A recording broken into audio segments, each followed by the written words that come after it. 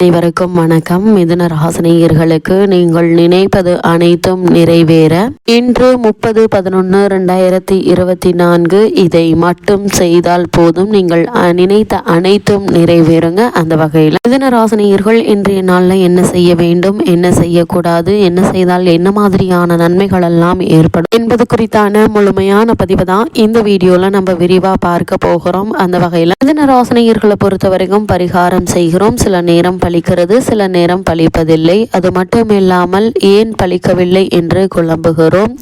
பரிகாரங்கள் இப்படியாக முடிவில்லாமல் தொடர்ந்தாலும் பிரச்சனைக்கு ஒரு முடிவு கிடைக்காமல் தடுமாறுகிறோம். இதற்கு என்ன காரணம் என்று பார்க்கும்போது முதலில் ஒரு பரிகாரம் எப்படி செயல்படுகிறது என்பதை பார்க்க வேண்டும். அது மனோபலத்தையும் உடல் பலத்தையும் கூட்டுகிறது, புத்தியை தெளிவாக்குகிறது, அதனால் சக்தி கொடுக்கிறது. முதல் முறையாகவும் சிறப்பாகவும் செயல்களை செய்யவும் ஆற்றலை தருகிறது. ஆத்ம பலத்தையும் அதிகரித்து இந்த பிரச்சனை வந்தாலும் சமாளித்துக் கொள்ளும் மனப்பான்மை சக்தியும் தருகிறது. இந்த பரிகாரம் நமக்கு தோஷத்தை நீக்கி நன்மையை தரும் என்ற உணர்வை உண்டாக்குகிறது. அதனால்தான் பரிகாரத்தை சொல்லும் பொழுது அழுத்தமாக சொல்வார்கள். நம்பிக்கையோடு செய்யுங்கள், நிச்சயம் நன்மை நடக்கும் என்பார்கள். பரிகாரம் செய்வதில் ட்ரஸ்ட், அதாவது நம்பிக்கை இருக்க வேண்டும், அவநம்பிக்கை இருக்கக்கூடாது. செய்யும் நாளும் முக்கியம்.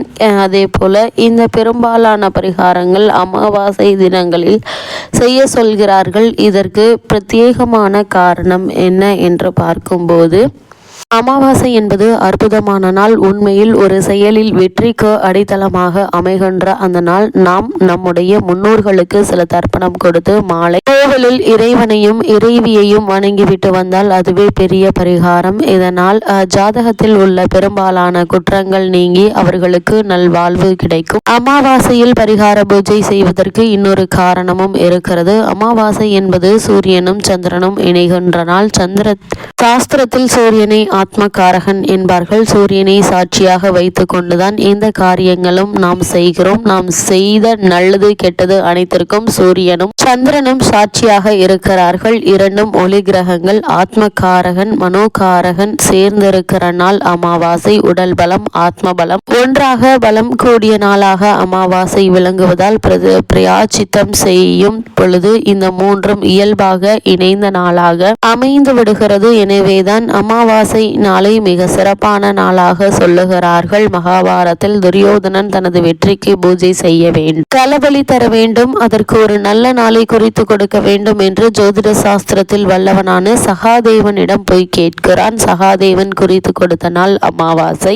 அந்த நாளில் முறைப்படி களபலி தந்து அடிப்படை பூஜை செய்து விட்டால் துரியோதனுடைய வெற்றியை யாராலும் தடுக்க முடியாது. இதை பின்னால் கண்ணன் மாற்றுகின்றார். இதில் முக்கியமான கவனிக்க வேண்டியது, ஜோதிட சாஸ்திரத்தை கண்ணன் மாற்றிவிட்டான் என்பதல்ல, அமாவாசையில் தான் களபலி தர வேண்டும் என்பதில் கண்ணனுக்கும் சாஸ்திர உடன்பாடுதான்.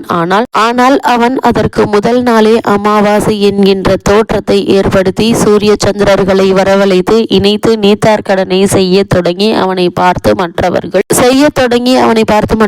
செய்ய அதை நம்பி அசல் அமாவாசைக்கு முதல் நாளே அவனை பார்த்து மற்றவர்களும் செய்ய அதை நம்பி அசல் அமாவாசைக்கு முதல் நாளே தனது பூஜையை முடிக்கிறான் துரியோதனன். துரியோதனனை நம்ப வைத்து உருவாக்கப்பட்ட அமாவாசை தினத்தில் களபலி கொடுக்க சரியான நாளில் பாண்டவர்கள் அதே களபலி கொடுத்து வெற்றியை அடைகின்றார்கள். எனவே அமாவாசை என்பது ஒரு அற்புதமான நாள். பெரும்பாலான கோவில்களில் அமாவாசையில் சிறப்பான பூஜைகள் நடைபெறும். கும்பகோணம் அருகே உள்ள திருவசநல்லூரில் சிதம்பரேஸ்வரர் கோவில் உள்ளது. இத்தல இறைவன் சிதம்பரேஸ்வரர், இறைவி சிவகாம சுந்தரி அம்பாள். இந்த ஆலயத்தில் பஞ்சமுக மகா மங்கள பிரத்யங்கிர தேவி வீற்றிருந்து அருள் பாலித்து வருகிறாள். இங்கு மாதம் தோறும் அமாவாசை தினத்தில் காலை 10:30 மணி முதல் பகல் 2 மணி வரை நிகும்பல மகா யாகம் எனும் மிளகாய் ஹோமம் நடைபெற்று வருகிறது. எவ்வளவு மிளகாய் கொட்டினாலும் நெடி வராது என்பது இந்த யாகத்தின் சிறப்பாக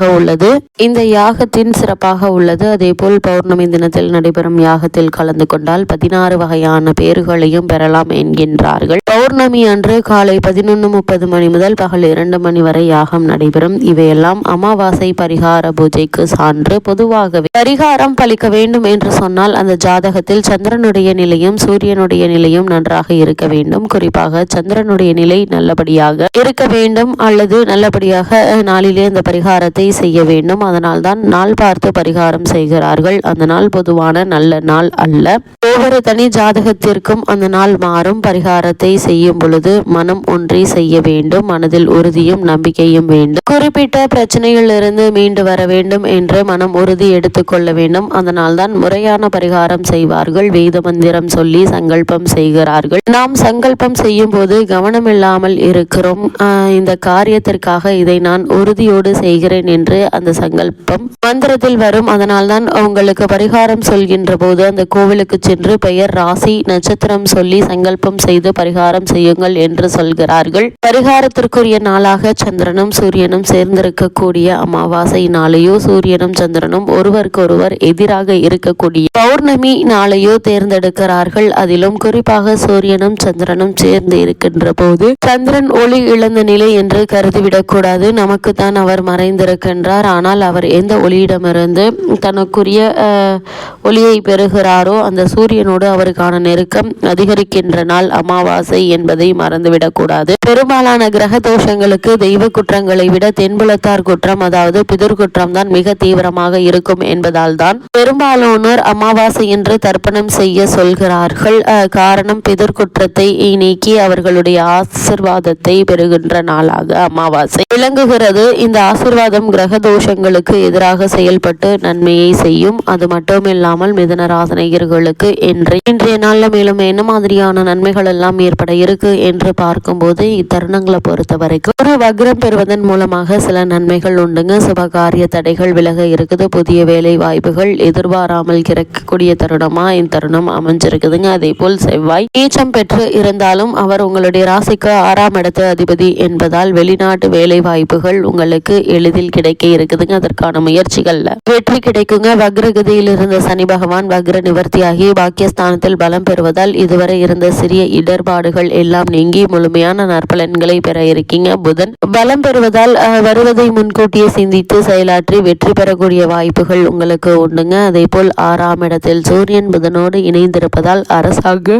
அலுவல்கள் சாதகமாக முடியுங்க. வழக்குகள் சாதகமாக இருக்குங்க. தகவல் தொழில்நுட்ப துறையில் உள்ளவர்களுக்கு முன்னேற்றம் உண்டு. உத்தியோகத்தில் புதிய பொறுப்புகள் வந்து சேரக்கூடிய தருணமா அமைஞ்சிருக்குது. மேலும் என்ன மாதிரியான விஷயங்களை நீங்கள் கவனமாக இருக்க வேண்டும் என்று பார்க்கும்போது உங்களுடைய ராசிக்கு 4ஆம் இடத்தில் கேது இருப்பதால் வண்டி வாகனங்கள்ல கவனம் தேவைங்க. 2ஆம் இடத்தில் செவ்வாய் நீச்சமடைந்திருக்கிறார். குடும்ப உறவுகள்ல கவனம் தேவைங்க. கோப பேச்சுக்கள் சிக்கல்கள் வரவழைக்குங்க. மற்றவர்கள் விஷயத்தில் தலையிட வேண்டாம். உறவினர்களிடம் சின்ன சின்ன மனக்கசப்பு அனுபவங்கள் ஏற்படலாங்க. இந்த மாதிரியான விஷயங்களை நீங்கள் கவனமாக இருப்பது நல்லது. மிதுன ராசினியர்களுக்கு கிரக நிலைகளின் ரீதியாக கூறப்படும் பரிகாரம் என்ன என்று பார்க்கும்போது வெள்ளிக்கிழமை தவறாமல் அருகாமையில் உள்ள அம்மன் கோவிலுக்கு சென்று வணங்கி வாருங்கள். எண்ணற்ற நன்மைகள் உங்களுடைய வாழ்வில் ஏற்படும்.